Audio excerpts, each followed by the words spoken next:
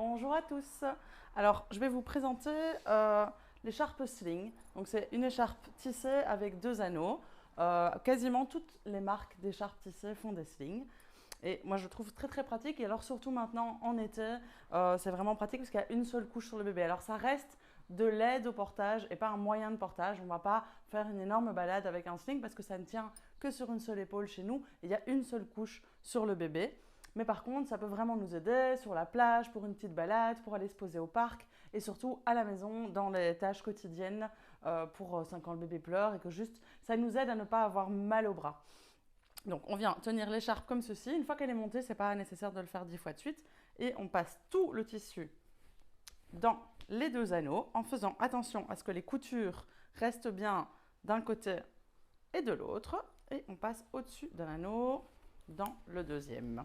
Alors, ce petit geste ici que je vais faire maintenant, c'est quelque chose qu'il faut faire assez régulièrement. C'est-à-dire que je viens remettre convenablement le tissu ici dans l'anneau. Je viens faire un petit accordéon en faisant bien attention à ce que mes coutures extérieures de mon écharpe soient bien des 2 côtés de l'anneau. Je viens faire comme un petit éventail. Hop, je viens replier comme ceci, tic, tic, tic, tic, tic, pour que mon sling glisse facilement dans les anneaux. Et comme ceci, il est du coup prêt à être utilisé.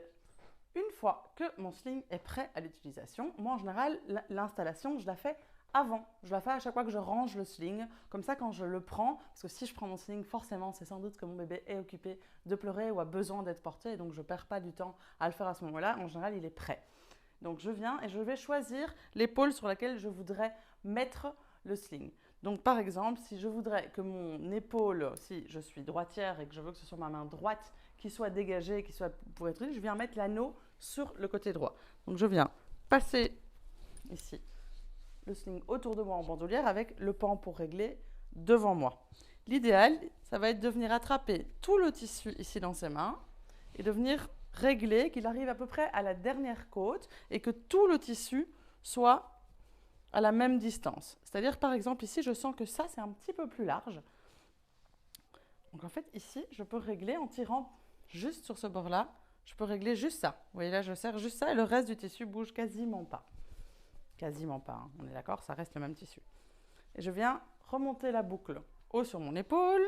Regardez ici, pré-réglé vraiment bien. Donc, il faut qu'il n'y ait pas vraiment la place de laisser passer votre bébé, juste ses jambes.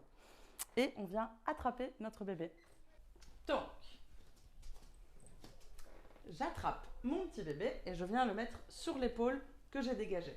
On met le bébé haut sur l'épaule, ici, vraiment en sac à patate, pour qu'il puisse tenir à une seule main. Donc avec cette main libre, je peux venir chercher les petits pieds de mon bébé par ici.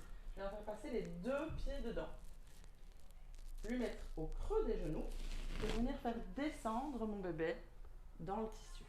Je viens le faire descendre au creux des genoux, comme ceci. Donc il faut vraiment que ses petites fesses soient plus basses que ses genoux. Si votre bébé fait ça, ce qui arrive souvent quand il râle, il faut attendre. On peut un petit peu descendre, le faire jouer, pour qu'à un moment il lâche et qu'il se mette dans cette position vraiment accroupie. Quand c'est un tout petit bébé, ils se mettent naturellement dans cette position-là, mais dès qu'ils grandissent un petit peu, ils ont tendance à pousser sur leurs genoux. Je peux déjà lâcher une main parce qu'en fait mon bébé tient ici et donc avec ma main sur son dos, c'est déjà suffisant. Une fois que mon bébé a la bonne position, bien arrondie, bien haussée, je peux venir attraper le bord supérieur ici du porte-bébé et je viens l'ouvrir tout doucement. Dès que je peux, je change de main, hop, pour venir sécuriser ici en dessous. Être sûr que le tissu ne vienne pas remonter.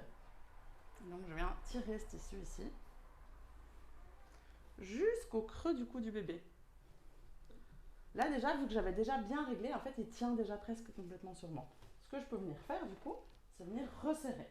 Donc, je vais attraper le coin ici par exemple pour venir resserrer ici à la tête. Je peux resserrer pli par pli, petit bout par petit bout, pour être sûr que tout tient.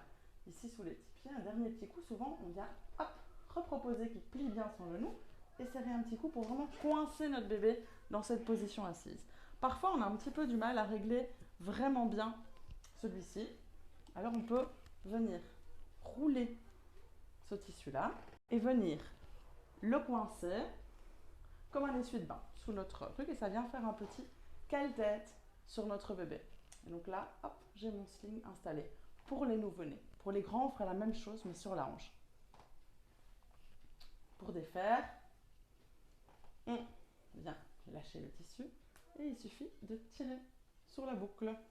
Le plus facile, ça va être, une fois qu'on a défait comme ça, je soutiens évidemment mon enfant, de venir le remonter sur notre épaule avec le tissu et de dégager le tissu ici.